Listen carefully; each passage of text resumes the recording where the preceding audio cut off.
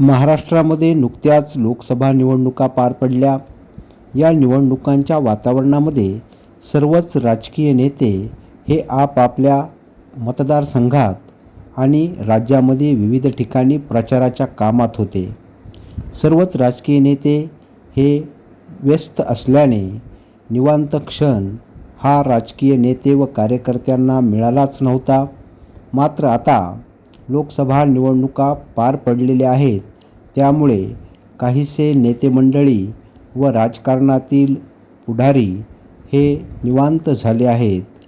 यातच बीड लोकसभा मतदारसंघाच्या अधिकृत उमेदवार पंकजाताई मुंडे यांनीही गेल्या 70 दिवसापासून बीड जिल्ह्यात प्रचाराच्या निमित्ताने सर्व भाग पिंजून काढला. 24 घंटे मेहनत घेतली आणि राज्यातही विविध ठिकाणी त्यांनी इतर उमेदवारांच्या प्रचारसभा घेतल्या.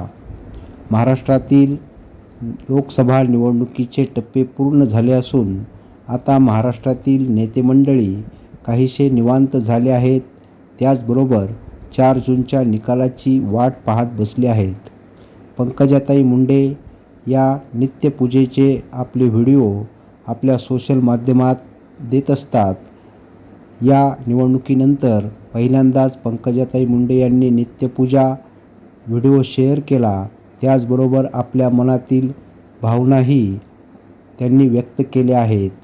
देवपूजा आणि पंकजाताईंच्या मनातील गोष्टी नेमक्या काय आहेत, पंकजाताईंची मन की बात काय आहे, हे त्यांनी या माध्यमातून सर्वांसमोर व्यक्त केली आहे.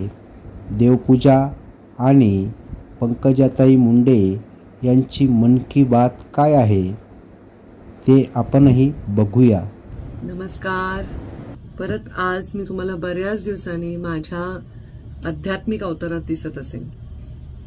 प्रचार थांबला, सगळ्या तोफा थंडावल्या, स्वतःची निवडणूक सगळ्यांनी जगाने पाहिली, ती सगळी आटोपून ते सगळं दिव्य झेलून मी परत प्रचारात राज्यभरामध्ये उतरले.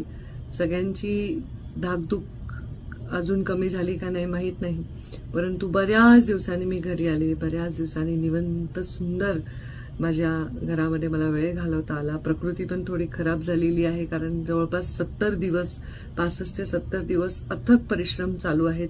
तसे तर परिश्रम 12ही महिने असतात. 12ही महिने आम्ही काही ना काही काम करत असतो, सतत प्रवासात असतो. असा एक आठवडा जात नाही की 2 फ्लाईट घेतल्या नाही, असा एक आठवडा जात नाही की 500-700 किलोमीटर प्रवास झाला नाही. हे कष्ट अथक आणि असे अविरत चालू असतात. परंतु इलेक्शनचा एक वेगळा माहोल असतो. सतत आपण काहीतरी करत असतो आणि सतत आपण काही कामात असतो आणि सतत कुठल्या तरी अटॅकला आपण सामोरं जात असतो. अशा वेळी ते सगळं झाल्यानंतर एक शांत असा विसावा आपल्या सर्वांना मिळत आहे. निकाल 4 तारखेला आहे.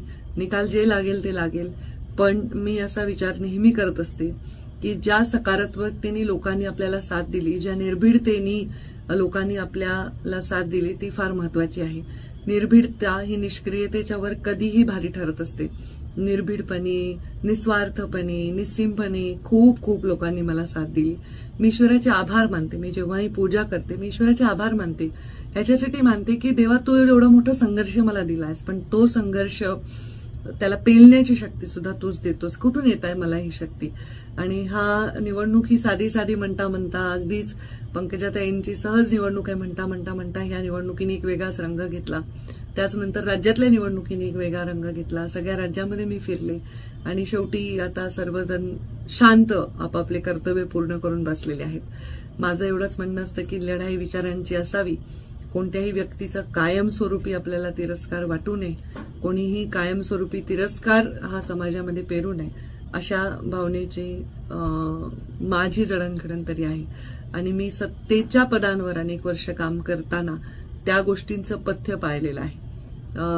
सत्ता असताना, पालकमंत्री असताना, सर्व जिल्ह्याची असताना मी कधीही माझ्या मनातली करुणा कमी होऊ दिली नाही. मी कधीही लोकांना अन्याय केला नाही किंवा कोणावर चुकीचा मनात काहीतरी द्वेष ठेवून किंवा पोटामध्ये काहीतरी विष ठेवून कोणाचा मी व्यवहार कोणाबरोबर केला नाही. त्याचं मला फार मोठं समाधान वाटतं. राजकारणासारख्या अशा परिस्थितीमध्ये राहत असताना द्वेषविरहित राजकारण करणं आणि मुद्द्यांना धरून राजकारण करणं, कुठेतरी आपल्याला एक पर्पज असावं, एक मिशन असावं, एक उद्देश असावं, असं राजकारण करणं हे फार सोपं नाही. ते शिवधनुष्य मी झेलण्याचा नेहमी प्रयत्न करते. ते केवळ आणि केवळ तुमच्या सर्वांच्या निस्वार्थ आणि निस्सीम प्रेमामुळे.